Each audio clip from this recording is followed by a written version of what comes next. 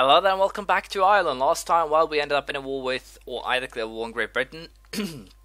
We released Cornwall, we took Oxfordshire and Yorkshire back, and we are currently, well, more or less in the process of starting the integration of Scotland pretty soon. We also vassalized them after losing them. But yeah, current situation is that France and Great Britain is in a coalition against me. I do not want to fight them both, I only want to fight Britain. So I'll be trying to convince France here to leave the coalition, but I kind of feel like that's a lost cause, but I can at least try. I thought first that this was actually a French army, but it seems that Sweden is at war with Savoy. No idea how that actually happened, but whatever floats your boat. Colonial-wise, we are doing pretty well. We have started moving inland. I know probably some of you are annoyed with this, so I guess I'll just go ahead and, after these colonies are done, I guess I'll go ahead and basically take these three and slowly but surely move my guys over here so that we can fill the gap more or less. Other than that, not much else to say. We'll be waiting for our chance to fight Great Britain, and we'll probably integrate Scotland. I guess that's what will happen this episode. Nothing more, nothing less. I'm a little bit unsure if I actually need. Yeah, I actually need the. I actually need this one. So once I've integrated Scotland, I will be going after that one. I'm a little bit unsure. Are these guys? They're allied with Great Britain, but also allied with Bohemia, Sweden, Denmark, and Cologne. So not too bad going straight after them. We'll have to see what happens. Scheming bureaucracy. Seizing power? Certainly not. This is simply a normal assumption of the executive office as laid out in Form 32B on the Administration of the Kingdom, White Paper 4853D, on the transfer of power in certain circumstances, modified by Protective Clauses 3, 8, and 12b, Law 48.9, and Edict 3W4. What is there not to understand? Your Majesty has signed all of them. Well, yes. No. Why the hell would I allow my ruler to die and change of government? How about we just kill them all? I have no idea why people only seem to scheme under circumstances where I have a good ruler. But, hell, it's fun. I get a good reason to simply kill them off. And that's good for me. That's also good for, well, not my realm, but at least I get a little bit of fun out of it, more or less. But yeah, truce is up, and apparently France has allied Great Britain again. So fighting them, or trying to fight them without a coalition, is apparently still not possible. And as you can see, Sweden, Brittany, and Austria will be joining in. Austria has actually gotten some troops back.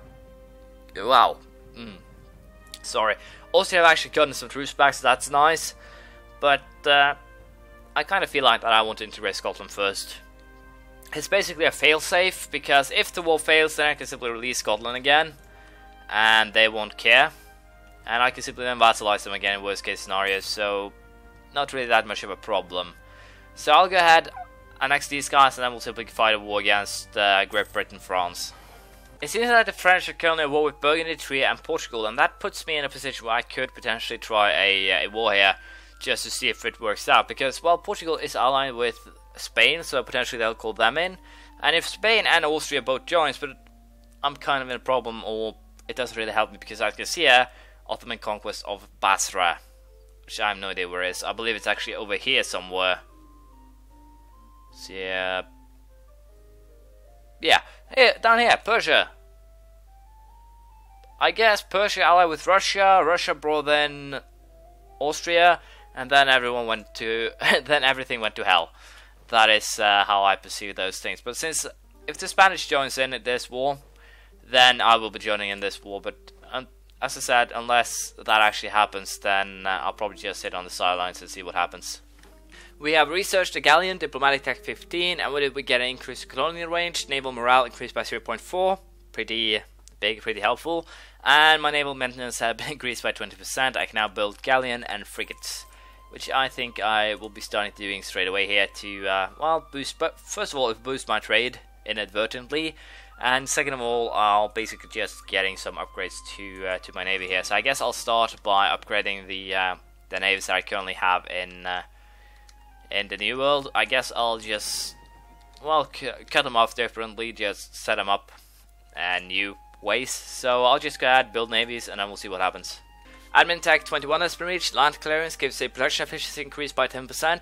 Helps out quite a bit actually. And so will the next level of diplomatic tech, since we'll get an increase in trade efficiency, and also admin tech, since we'll have another idea group, which should be helpful at the very least. But next time we'll actually unlock a constitutional monarchy.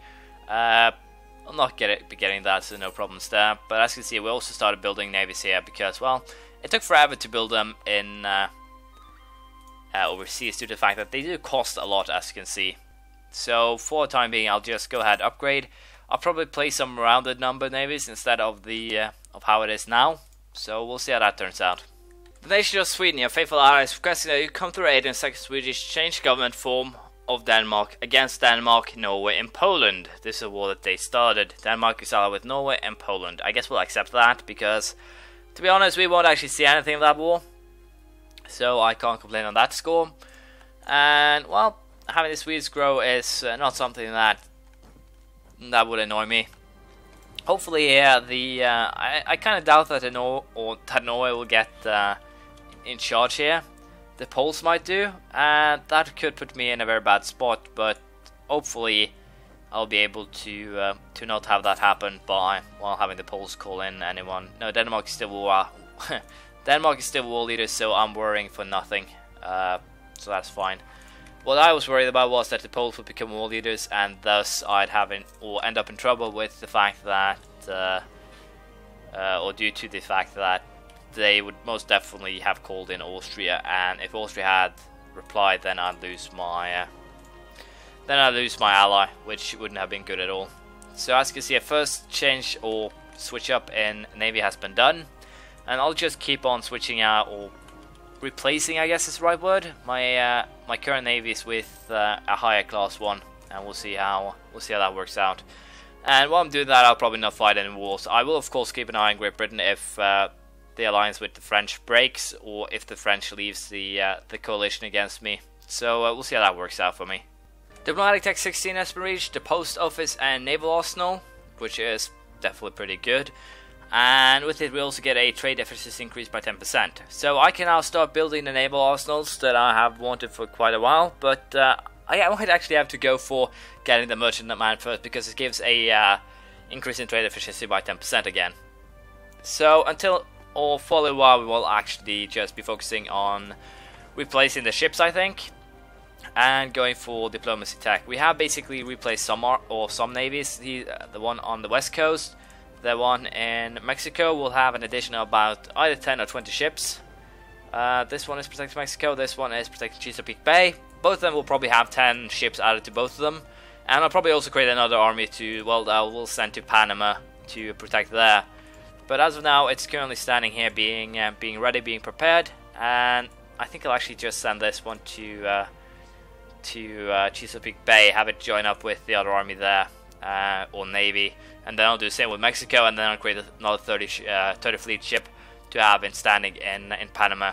And I'll probably do something, and then renew this one. It's caravels mostly, but we have been fighting Danes, and such. We have snatched some early frigates and also a carrack. So we'll have to see what we'll do with that.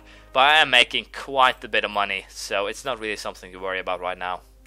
Once again, we have integrated Scotland. Integration is a slow process, but it usually works out to my advantage. Early frigates, and not something I want. These early frigates though, I'll keep them. No real reason not to. And we'll also go ahead and join up our armies. I'm so used to using armies and not navies that I'm calling them the same thing. These guys have been sent now to join up with the Mexico fleet, and hopefully we'll be able to make some pretty good trade income from it. As of now, I think I'm earning almost 35% of my income from trade, so I'm definitely going to have to focus on this. I could potentially also go ahead and build or take trade ideas, but I don't think that I really need them now that I think about things. Let's see, these are the Mexico. Yep, those are the Mexico team. So we'll just join those two together, and that's that. The reason why I also have this fleet on the backside was because I thought it would deal with pirates, but apparently it won't. So I need a little bit of a fleet up here too, probably another 5-10 ships. No idea what area this actually belongs to. Californian node apparently. So I'll send a fleet to protect the trade in California. It seems it goes to Mexico, then Caribbean. Something goes up to me. in Chesapeake Bay, then gets mostly sent to London. So that should work out fine. It's a little bit too bad that the Mississippi gets sent to the Caribbean, and Mexico too, Panama. So I should potentially have aimed at taking the Caribbean, or I might actually fight a war to take the Caribbean.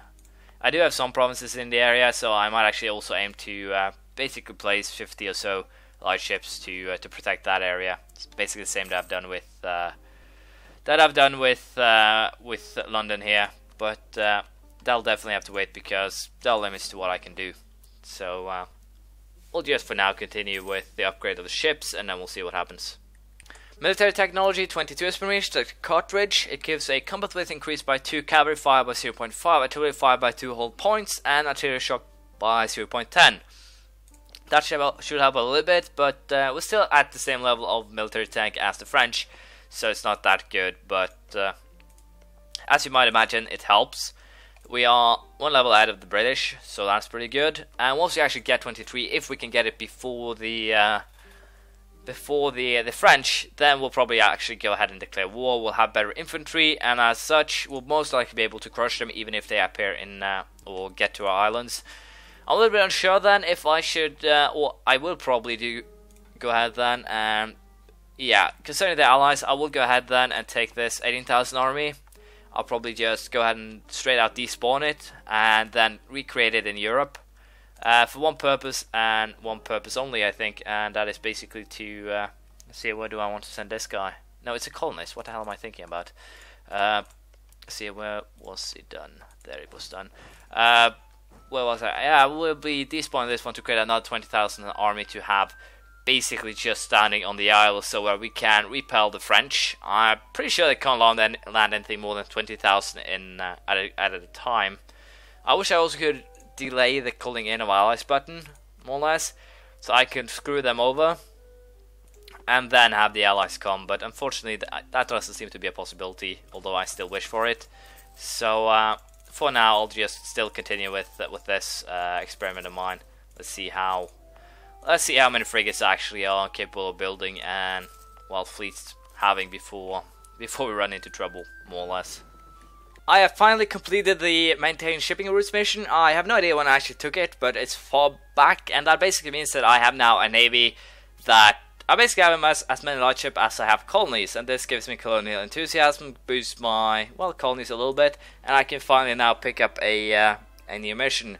And seeing as what I can choose from here, I think we'll simply take Gloucestershire from the British, which means that we'll soon be at war with them. As you can see here, they're currently at war with Hindustan of all places, and the English or the French are currently at war with Mali. So yeah, I'm kind of tempted here to actually go ahead and fabricate a claim on Norway and declare on them rather than anything else.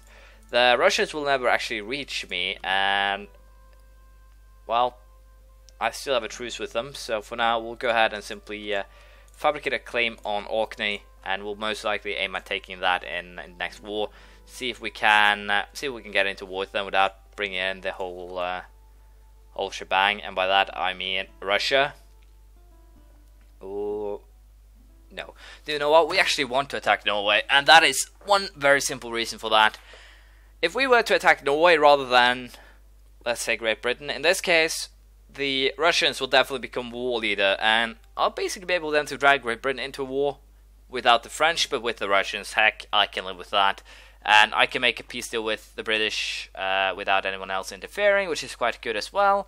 So I think I'll go for that. I can live with it. No problems for me.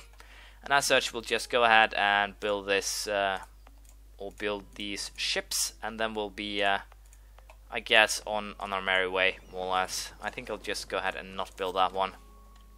And I'll send these 20 ships to Panama.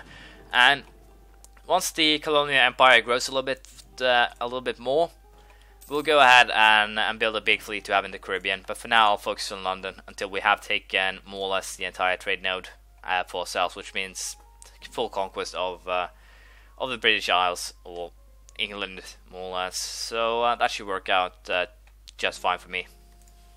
Nobles worried. With their army increasingly focused on quality, the nobles are concerned that the traditional army loyal to them first and the country second is gone forever. Fortunately, they are even more worried that this new model army will prove a most compelling argument against any overly loud complaints. So, well, there's nothing to worry about. We'll take that stability hit, and I guess we'll end it here. Sorry for a very uneventful episode, but there aren't really that much I can do now. I have to try and get myself into war with the British, and not get the French with me, because they'll definitely screw me over. They have a strong navy. I guess I can actually prove this by going military, navies, and total. I believe I'm pretty high on the list here. I'm actually second, but as you can see, it's just light ships. If I take everything back to Europe and fight, then I'll definitely be crushing them, potentially. But the French do have a lot of power in these ships. They do also have the naval idea. So basically, they are stronger than me when it comes to navies, but it's still scary. Russians don't actually have a navy to speak of. They can transport 8,000 men to my isle at once, so no real problem fighting them. And if we even try to find the British here, they aren't even on the top list. So I can definitely deal with them if... I'd rather take the Russians on my little isle here than the French, to put it that way. So hopefully then we'll be attacking Norway next time, and we'll most likely, hopefully, aim at getting the Russians into it. Russians and Britons... Let me begin again. Hopefully next time I'll be attacking Norway, and hopefully both Great Britain and Russia will honor the call, because, well, let's face it, Russia is the more powerful of the two and will definitely be war leader. So that's definitely beneficial for me, and I'll be aiming now to, I guess, take these three so I can integrate Northumberland and get that done more or less. But this is the end of this episode. I hope you have enjoyed this. Thank you for watching. Please leave a comment, praise, criticism, anything you feel like, and I'll see you around next time. Bye.